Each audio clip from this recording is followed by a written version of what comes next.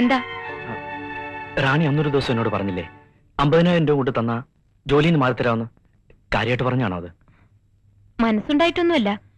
നിങ്ങളുടെ വാശി കണ്ടപ്പോ ചെറിയൊരു ഇഷ്ടം തോന്നിയപ്പോ ഒന്ന് തോറ്റു തരാമെന്ന് കരുതിയെന്നേ ഉള്ളൂ. 50,000 പോയിട്ട് 50 പൈസയുടെ നിലയും വിലയില്ല തുരുത്തനാ ഞാൻ. കടം കൂടിയപ്പോഴാ നാട് വിട്ടത് തന്നെ. ഒരു ജോലി കയ്യിലുണ്ടെങ്കിൽ കടക്കാരെയൊക്കെ ഒന്ന് പറഞ്ഞു നിർത്താലോ. അതിനാ ഒരു ജോലി എളുപ്പം കിട്ടാൻ വേണ്ടി ഈ ബഹളമൊക്കെ ഉണ്ടാക്കിയത്. ബഹളം ഉണ്ടാക്കാനല്ലാതെ മറ്റൊന്നും എനിക്കറിയില്ല. അതിനുള്ള കഴിവുമില്ല. ജോലി റാണി തന്നെ എടുത്തോളൂ. ആർക്കെങ്കിലും മറിച്ചു കൊടുക്കാനാണെങ്കിൽ റാണിക്ക് അതിന് സാമർഥ്യം ഉണ്ടല്ലോ. എത്ര പേപ്പർ വേണമെങ്കിലും ഞാൻ ഒപ്പിട്ട് തരാം. പകരം എനിക്കൊരു 35,000 രൂപ തരുമോ? പെങ്ങളുടെ കല്യാണത്തിന് പണ്ട് വാങ്ങിച്ചൊരു കടമുണ്ട് എനിക്ക്. അത് ഉടനെ തിരിച്ചു കൊടുത്തില്ലെങ്കിൽ ആ പെൺകുട്ടിയുടെ കല്യാണം മുടങ്ങും. സത്യമാണ് ഞാൻ ഈ പറയുന്നതൊക്കെ. വളരെ പ്രതീക്ഷയിലാണ് വന്നത്. ഇപ്പോ റാണി എന്നെ സഹായിച്ചില്ലെങ്കിൽ ഞാൻ ആകെ ബുദ്ധിമുട്ടിലാവും. പ്ലീസ്, പറ്റില്ല എന്ന് പറയരുത്, അവധിയും പറയരുത്. ഇത്രയും വലിയൊരു മണ്ടത്തരം ബാലകൃഷ്ണൻ കാണിക്കണം. അത്യാവശ്യം കൊണ്ടാ. ഈ കച്ചവടത്തിൽ റാണിക്ക് ഒരു നഷ്ടവും വരില്ല, വലിയ ലാഭം ഉണ്ടാവും. പിന്നെ റാണി ഒരു സാമർത്ഥ്യകാരി ആയതുകൊണ്ട് ഞാൻ മനസ്സറിഞ്ഞ് തോറ്റു വരിക. എത്ര പെട്ടെന്ന് അറിഞ്ഞു കഴിഞ്ഞിരിക്കുന്നു എന്റെ സാമർത്ഥ്യമൊക്കെ. ഒരു കാര്യം ചെയ്യൂ, വൈകിട്ട് വീട്ടിലേക്ക് വരൂ, അവിടെ വെച്ച് സംസാരിക്കാം. ശരി, വരാം. റാണി, വീട് എവിടെയാന്ന് പറഞ്ഞില്ലല്ലോ? മരിയ ഹോസ്പിറ്റലിന് തെക്ക് ഭാഗത്ത് 4ാമത്തെ വീട്. താങ്ക്സ്.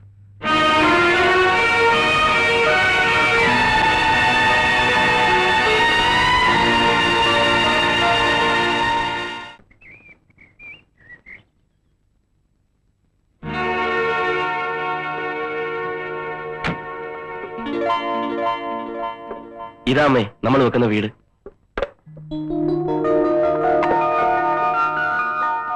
ഇത്രയും വലുതോ? ഏതായാലും വെക്കല്ലേ അമ്മേ, ഇത്തിരി വലുത് തന്നെ ആയിക്കോട്ടെ.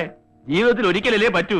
നമ്മൾ നടന്നാട്ടെ. അണ്ണാ, പെട്രോൾ പെട്രോൾ ഒഴിക്കാടെ കിടന്ന് ചാവാ. സാറേ, സാറ് കൽക്കട്ട എപ്പോഴെത്തി? ഇന്ന് രാവിലത്തെ ഫ്ലൈറ്റിലെത്തി. നേരെ അമ്മയും കൊണ്ട് ഇങ്ങോട്ട് പോകുന്നു. ഞാനിവിടുത്തെ മേസ്ത്രിയാ. അമ്മയെ പറ്റി സാറ് എപ്പോഴും എന്നോട് പറയാറുണ്ട്. ഇന്നലെ വൈകിട്ട് കൂടി പറഞ്ഞു. അതെങ്ങനെ? താനും കൽക്കട്ടയിലാണോ താമസിക്കുന്നത്? അതെ, ഞാൻ കൽക്കട്ടയിൽ നിന്ന് ഫോൺ ചെയ്തിരുന്നു. വീടിന്റെ പണി എളുപ്പം തീർക്കണം, അമ്മയ്ക്ക് ഒന്ന് കാണാനുള്ളതാണ്. അതാ അല്ലേ? അതെ. അമ്മ ഇങ്ങോട്ട് നടന്നാട്ടെ. എടോ, താൻ ഓവറാക്ട് ചെയ്ത് ചളവാക്കുമല്ലേ? പൊന്നപ്പാ, എന്താണ് ഇയാൾക്ക് എന്താന്ന് വെച്ചാ കൊടുത്ത് തൊലക്കി. എവിടുന്ന്? നീ കൊറേ ഞാൻ അഡ്ജസ്റ്റ് ചെയ്യാം. അണ്ണാ, പെട്രോള് എടാ ഒഴിക്കാടാ പഞ്ഞങ്ങള്. അല്ല പക്ഷേ, അതാരാ? അവന്റെ അമ്മയാണോ? അമ്മ തന്നെയാണോന്ന് എനിക്കും സംശയമുണ്ട്. അല്ല, അച്ഛൻ. ഇയാളും ചുമ്മാ ഇടൂ. താനെന്തിനാ എന്നോട് ചൂടാവുന്നത്? ആശാനെ, അമ്മ തന്നെയാണെന്നാ എന്നോടും പറഞ്ഞിരിക്കുന്നത്. ഇന്നലെ വൈകുന്നേരം വന്ന് ഉറപ്പിച്ചിട്ട് പോയതാ. അമ്മ വരുമ്പോ ഇങ്ങനെയൊക്കെ പറയണമെന്ന്. ഏതായാലും ആള് മഹാവില്ലനാ. അതാണ് നമ്മുടെ ഓഫീസ് റൂം. അവിടെ നമ്മൾ കംപ്ലീറ്റ് മാർബിൾ ഇടാനുള്ള പരിപാടിയാണ്. ഇവിടെ അമ്മയുടെ ഒരു വലിയ ഫോട്ടോ, ഇവിടെ ഒരു ഊഞ്ഞാൽ അമ്മയ്ക്കിരുന്ന് ആടാൻ. ഇവിടെ നമ്മൾ കംപ്ലീറ്റ് സ്ക്രീൻ ഇടും. അപ്പുറത്തെ ഡൈനിങ് ടേബിൾ, അവിടെ ഞാനും അമ്മയും എന്റെ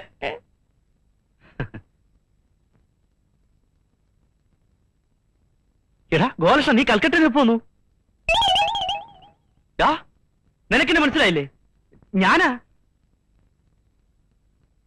ബാലകൃഷ്ണൻ. ആരാ മോനെ അത്? ഞാൻ പറയാം. ഇവൻ എന്നെ ശരിക്കും അറിയാം. ഇപ്പൊ അറിയാത്തവർ നടിക്കുക. ഞങ്ങൾ തമ്മി ആദ്യമാദ്യമായി കാണുന്നത് തന്നെ റോഡിൽ വെച്ചാ. പോക്കറ്റടിക്കാരനാ വിചാരിച്ചത്. പോക്കറ്റടിക്കാരനോ? ബാലകൃഷ്ണൻ, ഒന്നു വന്നേ. എടാ, നിന്റെ കംപ്ലീറ്റ് കാര്യങ്ങൾ അമ്മ അറിയട്ടാ. എനിക്ക് അമ്മയുടെ എല്ലാം പറയണം. നീ കൈവിട്ടെ. ഇവൻ എന്നെ സഹായിച്ചതിന് കൈയും കണക്കുമില്ല. 6 കൊല്ലം ഞാൻ കഷ്ടപ്പെട്ടിട്ടും കിട്ടായിരുന്ന ജോലിയാ ഈസിയായിട്ട് ശരിപ്പെടുത്തി കൈ തന്നത്. എന്തിനമ്മ അധികം പറയുന്നത്? ഇവന്റെ ഈ കൈ കൊണ്ടല്ലേ ഞാനും ആ മത്തായിച്ചോണ്ടും 3 പേരും കഞ്ഞി കുടിച്ചു കഴിയുന്നത്. ഇവനില്ലെങ്കിൽ ഞങ്ങളുടെ അടുപ്പിൽ നിന്ന് തീ പുകയില്ല. നീ രാത്രി കഞ്ഞിക്കുമ്പോ എത്തുവോ? എവിടെ എത്തുമെന്നു? അതെ, കൽക്കട്ടയില്. ഞാൻ ഈ അടുത്ത ഫ്ലൈറ്റിന് തിരിച്ചു എന്നിട്ട് വേണം കഞ്ഞി വെക്കാൻ. കൽക്കട്ടയിൽ നീ കഞ്ഞിയാണോ കുടിക്കുന്നത്? അതെ അമ്മേ, എനിക്ക് ചപ്പാത്തി പിടിക്കത്തില്ല, അതുകൊണ്ട് ഞാൻ തന്നെ വെക്കും. 3 നേരം കഞ്ഞിയാ. 3 നേരം അല്ല, ഇവൻ ഫുൾ ടൈം കഞ്ഞിയാ. ബാലേഷ, പ്ലീസ്. നീ എന്തിനാ വരളുന്നത്? നീ എനിക്ക് ചെയ്ത ഉപകാരങ്ങൾക്ക് ഞാൻ എന്തെങ്കിലും തിരിച്ചു എന്ന് വിചാരിച്ച? നമ്മളൊക്കെ എന്തെങ്കിലും ചെയ്താൽ വല്ലതും ആവൂ? ഇതിനൊക്കെ ദൈവം കൊടുക്കണം, അല്ലേ? അതെ മോനെ, എന്റെ മോന്റെ പ്രവൃത്തികൾക്കെല്ലാം ദൈവം അറിഞ്ഞു കൊടുക്കും. മതി, എനിക്കത് മതി. അമ്മ കൂടി അതിനു വേണ്ടി ഒന്ന് പ്രാർത്ഥിച്ചാ മതി. ഒരു 100 രൂപ. എന്തിനാ? നിന്റെ പേരിലാ വഴിപാട് കഴിക്കാനാ. കൊടുക്കും മോനെ. ഏത് വഴിപാട്? നീ മറന്നുപോയോ? അന്ന് ആ വെള്ള പേപ്പറിൽ ഒപ്പിട്ട് കൊടുത്ത ആ ഗണപതിക്ക്. ഇവനിങ്ങനെ എല്ലാം മറക്കും. സ്ഥിര സ്വഭാവം. ആ അമ്മേ ഞങ്ങൾ പോരാ. ഡേ നീ വന്നേ. ഡാ നിന്നെ ഇപ്പൊ എനിക്ക് വേണമെങ്കിൽ ഒടിച്ചു നുറുക്കി കൈ തരാം. പക്ഷെ ഞാനത് ചെയ്യുന്നില്ല. നിന്നോടൊക്കെ പ്രതികാരം ചീട്ടി ഈ ബാലകൃഷ്ണൻ ഒന്നും നേടാലടാ. ആ വയ്ക്കോ വയ്ക്കോടാ. ആ ഒന്ന് നിന്നേ. ഒരു കാര്യം കൂടെ ചോദിച്ചോട്ടെ. ആ സ്ത്രീ അത് നിന്റെ അമ്മ തന്നെ ആന്നോടാ പട്ടി?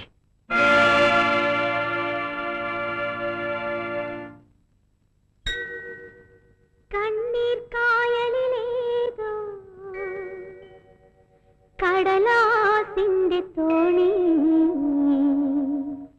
അലയും കാറ്റിലുലയും രണ്ട് കരയും ദൂരെ ദൂരെ.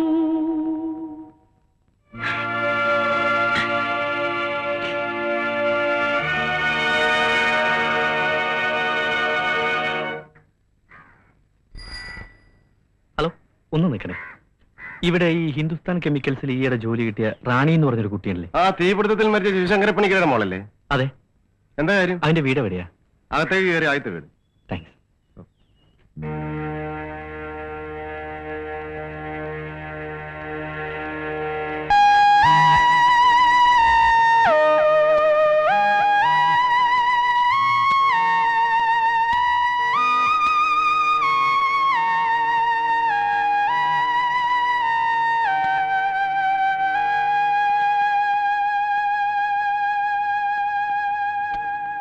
കുട്ടികളെ റാണിയില്ലേ ഇവിടെ?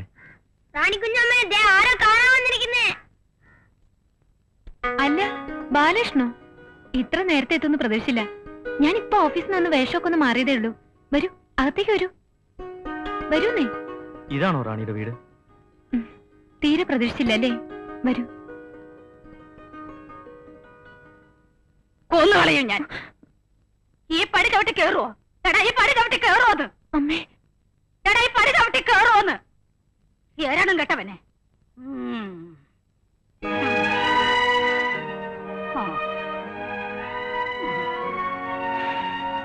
വരൂ.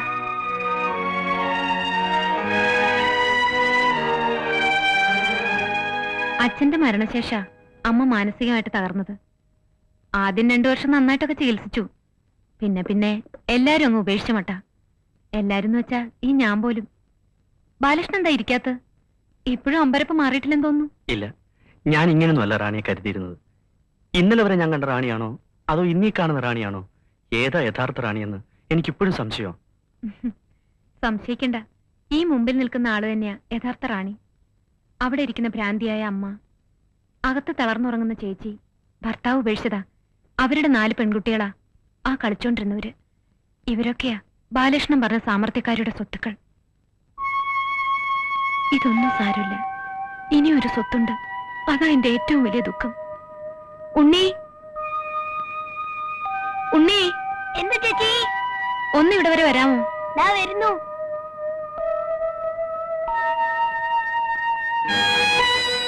എന്താ ചേച്ചി? ഇവിടെ ഒരാൾക്ക് നിന്നെ കാണണമെന്ന്. ആരാ ചേച്ചി? നിനക്ക് കാണാമോ? എന്തോ പോലെ, ഒരു മിന്നായം പോലെ. ആ, ഇത് ബാലകൃഷ്ണൻ. ബാലകൃഷ്ണനോ? അതാരാ? ബാലകൃഷ്ണൻ. ചേച്ചിയുടെ ആരാ അത്? അച്ഛന്റെ കൂടെ ജോലി ചെയ്തിരുന്ന ആളുടെ മോനാ. മോനകത്ത് വയ്ക്കോ. കഴിഞ്ഞ SSLC പരീക്ഷയ്ക്ക് ഹൈ ഫസ്റ്റ് ക്ലാസ് ആണവൻ. അവന്റെ സ്കൂളില് ഏറ്റവും കൂടുതൽ മാർക്കും അവനായിരുന്നു. 1.5 മാസമേ ആയുള്ളൂ കണ്ണിന് കാഴ്ച കുറയാൻ തുടങ്ങിയിട്ട്. കഴിഞ്ഞ ആഴ്ച മുതൽ ഒട്ടും കാണാതായി തുടങ്ങി. പെട്ടെന്ന് ഇങ്ങനെ ഉണ്ടാവാൻ കാരണം? എന്തു പറയാൻ, വിധിയെന്ന് പറഞ്ഞാ മതിയല്ലോ. അച്ഛന്റെ മരണശേഷം എല്ലാ ചുമതലയും എന്റെ തലയിലായപ്പോഴും എനിക്ക് നല്ല ധൈര്യമായിരുന്നു. എല്ലാം ശരിയാക്കി എടുക്കാൻ പറ്റുമെന്ന് തന്നെ ഞാൻ കരുതി. എന്റെ പ്രതീക്ഷ മുഴുവൻ ഉണ്ണിയിലായിരുന്നു. എത്ര കഷ്ടപ്പെട്ടായാലും ഞാൻ അവനെ പഠിപ്പിക്കുമായിരുന്നു. പക്ഷേ ഡോക്ടർമാരാരെയും കാണിച്ചില്ലേ? കാണിച്ചു. എത്രയും വേഗം ഒരു ഓപ്പറേഷൻ നടത്തിയ അവന്റെ കാഴ്ച തിരിച്ചു കിട്ടാവുന്നതേ ഉള്ളൂ. കൂടുതൽ താമസിച്ച പിന്നെ ഒരിക്കലും കാഴ്ച തിരിച്ചു കിട്ടിയില്ല എന്ന് വരും. എങ്കിലും ഓപ്പറേഷൻ നടത്തിക്കൂടെ റാണി? നടത്തണം. പക്ഷെ അതിന്റെ വിലയാ ഭയങ്കരം. എന്റെ അനിയന്റെ കാഴ്ചക്കുള്ള വില അതെത്രയാണെന്ന് അറിയണ്ടേ? എത്രയാ? 50,000 രൂപ. എന്താ, തരാവോ? ഉണ്ണിയുടെ കാഴ്ചയ്ക്കുള്ള 50,000 രൂപയ്ക്ക് വേണ്ടിയാ ഞാനീ കളിച്ചതൊക്കെ. ഞാൻ കരുതിയിരുന്ന ബാലകൃഷ്ണൻ വലിയ ധനികനായിരുന്നു, സമ്പന്നനായിരുന്നു. പക്ഷേ കടം കൊണ്ട് നിക്കക്കള്ളിയില്ലാതെ നാട് വിട്ട ആളാണെന്നറിഞ്ഞപ്പോ സത്യമായിട്ട് ഞാൻ മനസ്സുകൊണ്ട് ചിരിച്ചുപോയി. വിധി എന്നെ പിന്നെയും പിന്നെയും തോൽപ്പിക്കുന്നല്ലോ എന്നോർത്ത്. ബാലകൃഷ്ണന് വേണ്ടത് 35,000 രൂപയല്ലേ? 35 രൂപ പോലും എന്റെ കയ്യിലില്ല. ഇതൊക്കെ ഓഫീസിൽ വെച്ച് എങ്ങനെ ബോധിപ്പിക്കാന്നറിയാഞ്ഞിട്ടാ ഇവിടെ വരാൻ പറഞ്ഞത്. പറ, ഇനി പറ, ഞാൻ എന്താ ചെയ്യേണ്ടത്?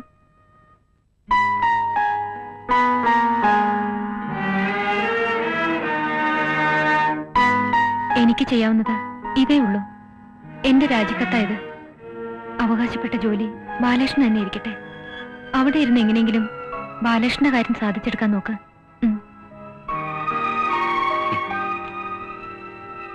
പൊയ്ക്കോട്ടെ. പോവാ. പോകുന്ന വഴിക്ക് ഈ രാജിക്കത്ത് കയറി ഞാൻ കാറ്റിപ്പറത്തും. റാണി ആ കസേരന്ന് മാറിയാൽ, ഞാൻ മാറ്റിയാൽ പിന്നെ ദൈവം പോലും എന്നോട് പൊറുക്കില്ല. എതിർത്തൊന്നും പറയരുത്.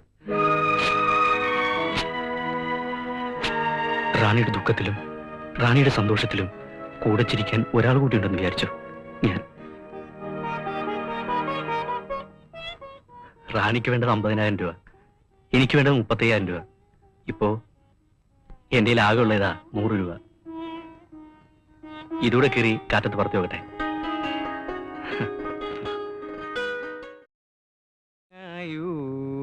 പാദ പങ്കജത്തിൽ ഞങ്ങളെ വച്ചിതാ കുമ്പിടുന്നു. ചേട്ടാ, ചെകുത്താന്മാർ ഞങ്ങളെ കാത്തിടുകിൽ ചത്താലും ഗോപാലകൃഷ്ണ ഒന്ന് ചെന്ന് നോക്കി. അവന് ലേലം വിളിച്ചു വെക്കാനാ പോണേ. ആ ദുഷ്ടർ ഞങ്ങളെ അവൻ ലേലം ഉറപ്പിച്ചെന്നാ തോന്നണേ.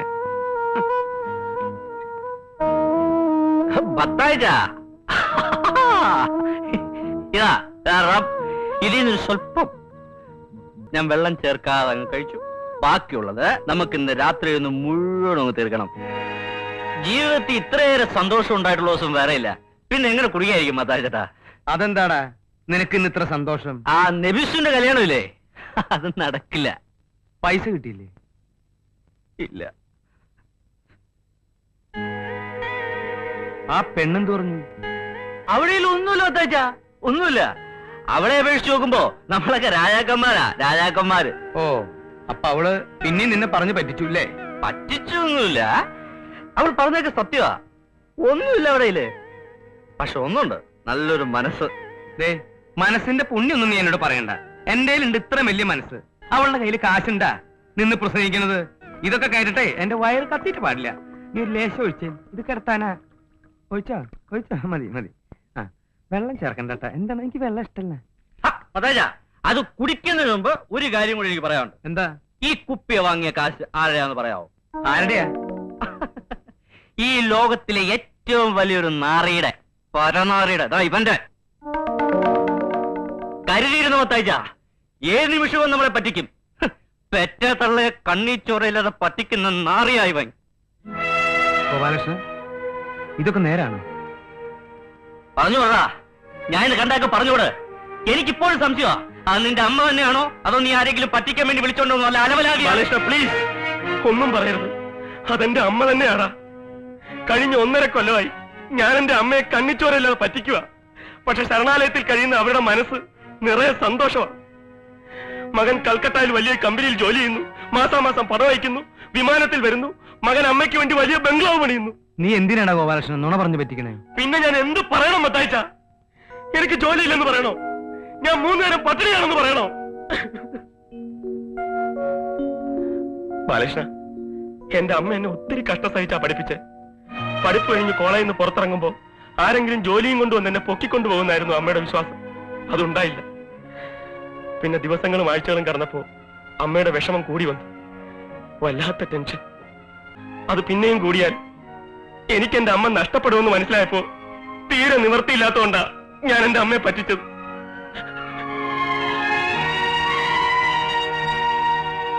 മത്തായി ചേട്ടാ, സത്യത്തിൽ ഇവൻ എന്റെ അമ്മയുടെ മുമ്പിൽ വെച്ച് എല്ലാ നുണകളും പുറത്തു കൊണ്ടുവന്നിരുന്നെങ്കിൽ ഈ രാത്രി എന്റെ അമ്മ ജീവനോടെ ഇരിക്കില്ലായിരുന്നു. ബാലകൃഷ്ണ, നിന്നോട് എനിക്ക് ഒരിക്കലും തീരാത്ത നന്ദിയുണ്ട്. ഞാൻ നിന്നോട് ഒരുപാട് തെറ്റുകൾ ചെയ്തിട്ടുണ്ട്. എന്റെ അമ്മയെ ഓർത്ത് എല്ലാം പുറത്തു തന്നേരടാ.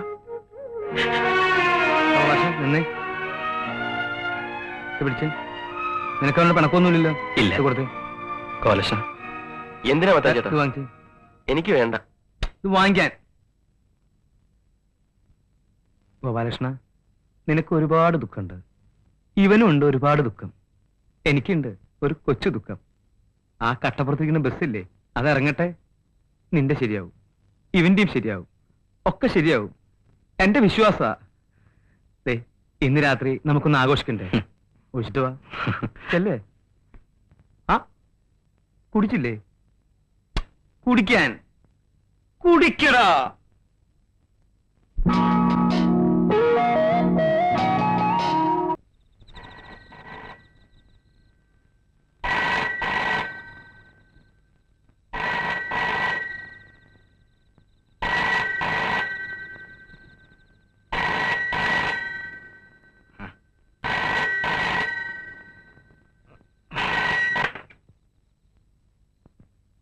Hello, my name is Ram. Ramji Rao. എന്തോന്ന്? റാംജി റാവ് സ്പീക്കിംഗ്. ഓക്കെ. അവൻ കട്ടി കളഞ്ഞല്ലോ. ഒന്നുകൂടെ വിളിച്ചു നോക്കി.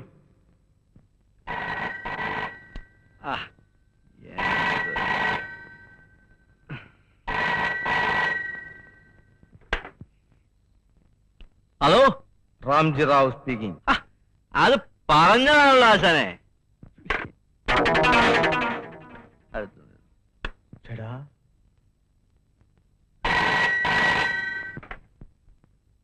Ramji Rao speaking. Speaking. Mister Urmesh Thampan. Yes. നിങ്ങളുടെ മകൾ നിഷാമോൾ ഇപ്പോൾ ഞങ്ങളുടെ കസ്റ്റഡിയിലുണ്ട്. Good, very good. പോയി കിടന്ന് ഉറങ്ങാൻ നോക്കടാ. എന്ത് പറ്റി? നമ്പർ തെറ്റി നോക്കി. എന്തായി? എന്താ പറഞ്ഞേ? അയാൾ എന്തൊക്കെ പറയുന്നു? ഇവൊന്നും ഉറക്കൂല്ലേ? മതാചേട്ടാ, ഞാൻ ഒന്നിനു പോയിട്ടെ.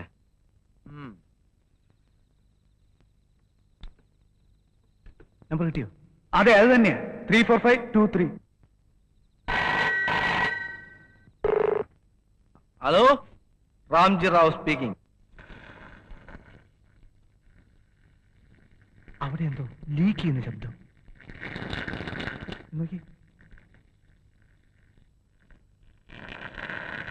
ശരിയാ, ഫോൺ ടാപ്പിയാണെന്നാ തോന്നുന്നത്. വേലയിറക്കരുത്. മര്യാദയ്ക്ക് നിങ്ങളത് ഓഫ് ചെയ്യണം. ഓഫ് ചെയ്യാൻ? എന്തോ ഓഫ് ചെയ്യാൻ? നിങ്ങളിപ്പോ പ്രവർത്തിപ്പിച്ചുകൊണ്ടിരിക്കുന്ന ആ ഉപകരണം അത് ഓഫ് ചെയ്യാൻ. നിർത്തി. നിങ്ങളുടെ മകൾ നിഷ ഞങ്ങളുടെ കസ്റ്റഡിയിലുണ്ടെന്ന് പറഞ്ഞത് വെറുതെ അല്ല.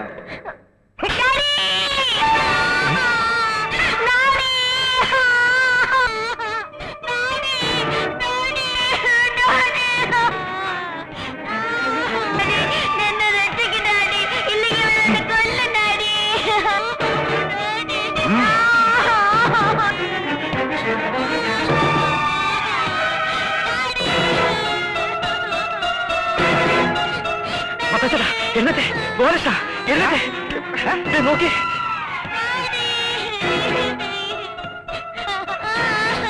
എന്താ? ആരാ കരയണം? ആ ഉറുമിസ്തമാര് മോള. അതിനെ ആരോട് തട്ടിക്കൊണ്ടുവന്നില്ല. റാംജി റാവു എന്ന് പറഞ്ഞൊരുത്തൻ.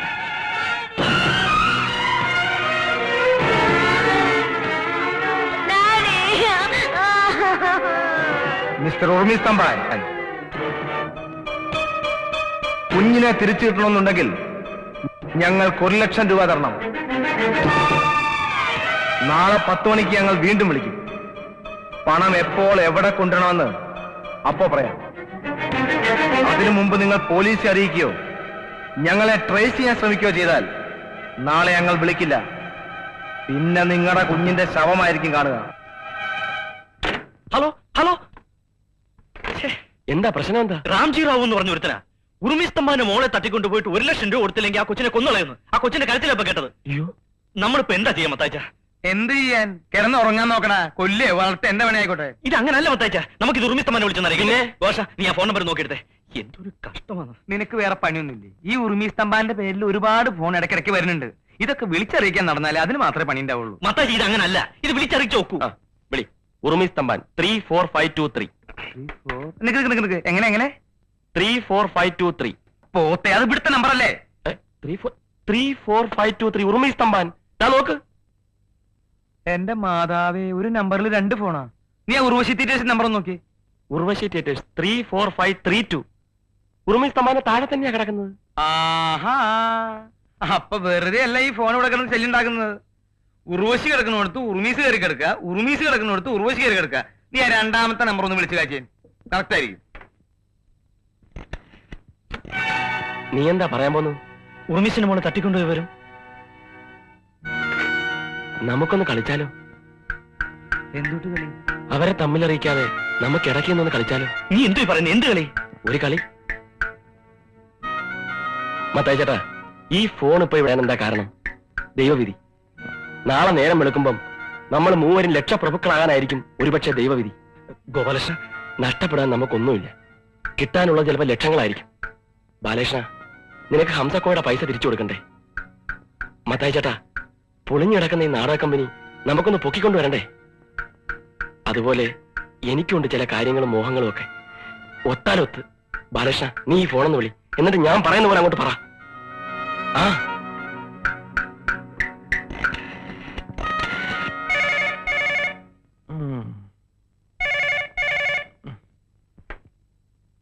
Hello, my name is Ramji Rao. ആര്? രാംജി റാവ് സ്പീക്കിംഗ്. രാംജി റാവോ? ഏത് രാംജി റാവു? നിങ്ങൾക്ക് എന്താ വേണ്ടത്? നിങ്ങളുടെ മകൾ ഇപ്പോൾ ഞങ്ങളുടെ കസ്റ്റഡിയിലുണ്ട്. എന്താ? നിങ്ങളുടെ മകൾ ഇപ്പോൾ ഞങ്ങളുടെ കസ്റ്റഡിയിലുണ്ടെന്ന്. ഹലോ ഹലോ ഹലോ ഹലോ, എന്ത് പറഞ്ഞു? അയാൾ ഫോൺ വിട്ടിട്ട് പോയെന്ന് തോന്നുന്നു. നിഷ നിഷ നിഷ നിഷ നിഷ മോളെ.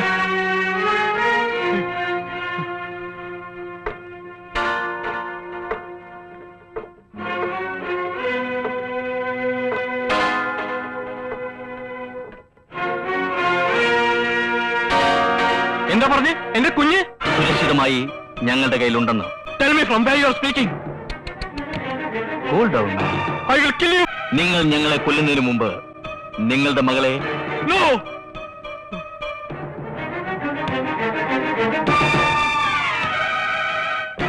Please, please tell me. നിങ്ങൾ ആരാണ്? നിങ്ങൾക്ക് എന്ത് വേണം? പണം. ഞങ്ങൾ ആവശ്യപ്പെടുന്ന പണം. അത് തന്നാൽ നിങ്ങളുടെ കുഞ്ഞിനെ ഞങ്ങൾ തിരിച്ചു തരും. എത്ര പണം വേണമെങ്കിലും, എന്റെ സ്വത്തുക്കൾ മുഴുവൻ വേണമെങ്കിലും തരാം. എന്റെ കുഞ്ഞിനെ ഒന്നും ചെയ്യാതിരുന്നാൽ മതി. നിങ്ങളുടെ കുഞ്ഞിനെ ഞങ്ങൾ ഒന്നും ചെയ്യില്ല. പക്ഷേ ഇത് പോലീസിൽ അറിയിക്കാനോ ഞങ്ങളെ ട്രേസ് ചെയ്യാനോ ശ്രമിക്കരുത്. ശ്രമിച്ചാൽ പിന്നെ നിങ്ങളുടെ കുഞ്ഞിന്റെ ശവമായിരിക്കും കാണുന്നത്. ഇല്ല, സത്യമായിട്ട് ഞാൻ പോലീസിൽ അറിയിക്കില്ല. ഇത് 3ാമത് ഒരാളെ അറിയില്ല. പ്രോമിസ്. ശരി, നിങ്ങളെ ഞങ്ങൾ വിശ്വസിക്കുന്നു. നാളെ രാവിലെ 10 മണിക്ക് വീണ്ടും വിളിക്കും. പണം എപ്പോൾ എവിടെ കൊണ്ടുവരണമെന്ന് ആ ഫോണിൽ അറിയിക്കും. നിങ്ങൾക്ക് എത്രയാണ് വേണ്ടത് അത് പറയൂ. ഞങ്ങൾക്കൊരു ഒരു 2 മതി. 3 പറ. ഞങ്ങൾക്കൊരു 4 ലക്ഷം രൂപ വേണം. തരാം. എത്ര വേണമെങ്കിലും തരാം. തരാമെന്നോ? തരാമെന്നല്ലേ പറഞ്ഞത്? അയ്യോ മത്തായിച്ചേട്ടാ. ഹലോ ഹലോ മത്തായിച്ചേട്ടാ, അയാൾ 4 ലക്ഷം രൂപ തരാമെന്ന്. ഗോപാലകൃഷ്ണ, അയാൾ 4 ലക്ഷം രൂപ തരാമെന്ന്. നമ്മൾ രക്ഷപ്പെട്ടാ.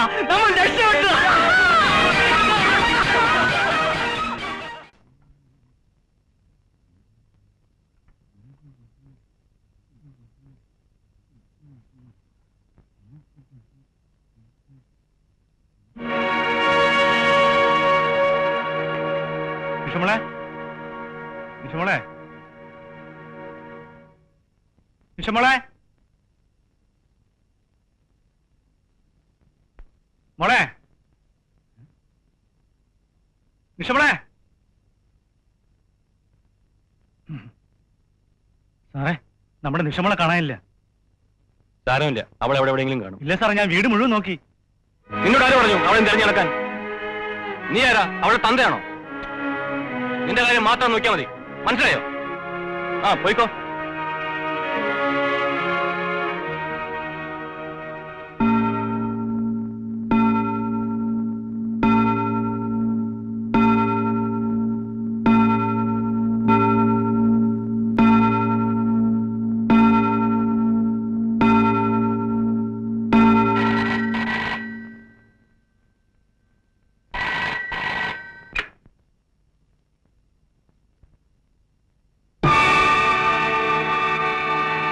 Hello, Ramji Rao speaking.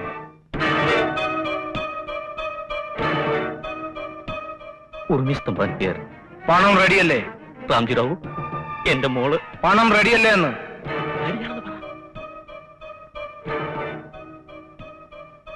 റെഡിയാണ്. എങ്കിൽ ഇന്ന് രാത്രി കൃത്യം 8:30 ഓൾഡ് ലൈറ്റ് ഹൗസിന് പിന്നിൽ പണവുമായി വരിക. കുട്ടിയുമായി ഞങ്ങൾ അവിടെ ഉണ്ടാവും. വരുമ്പോൾ നിങ്ങൾ തനിച്ചായിരിക്കണം. ഡ്രൈവർ പോലും പാടില്ല. ഇതിനു മുമ്പ് കണ്ടിട്ടുണ്ടോ എന്ന് ചോദിക്കും. റാംജി റാവു, ഇതിനു മുമ്പ് നിങ്ങൾ എന്നെ കണ്ടിട്ടുണ്ടോ? ഇല്ല. പിന്നെങ്ങനെ തിരിച്ചറിയുമെന്ന് ചോദിക്കും. പിന്നെങ്ങനെ തിരിച്ചറിയും? തനിച്ചല്ലേ വരുന്നത്, പിന്നെ തിരിച്ചറിയാൻ എന്താ? അതെ അതെ, തനിച്ചാ വരുന്നത്. മറിച്ചായാൽ പിന്നെ നിങ്ങളുടെ കുഞ്ഞ് ജീവിച്ചിരിക്കില്ല. 3, 4, 5, 2, 3.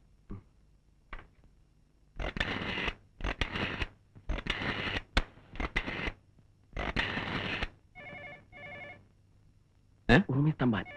ഉറുമിസ് തമ്പാൻ.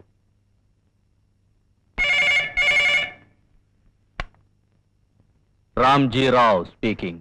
റാംജി റാവു, നിങ്ങൾ ഞാൻ വെയിറ്റ് ചെയ്തിരിക്കായിരുന്നു. എപ്പോഴാ പണം കൊണ്ടുവരേണ്ടത്? ഇന്ന് രാത്രി 8 മണിക്ക്. ഇവിടെ വരണം. ന്യൂ ലൈറ്റ് ഹൗസിന് പിന്നിൽ. വരുമ്പോൾ നിങ്ങൾ തനിച്ചായിരിക്കണം. ഡ്രൈവർ പോലും കൂടെ ഉണ്ടാവാൻ പാടില്ല. ഇല്ല, ഉണ്ടാവില്ല. മറിച്ചായാൽ നിങ്ങളുടെ കുഞ്ഞു പിന്നെ ഒരു നിമിഷം പോലും ജീവിച്ചിരിക്കില്ല. കെയർഫുൾ.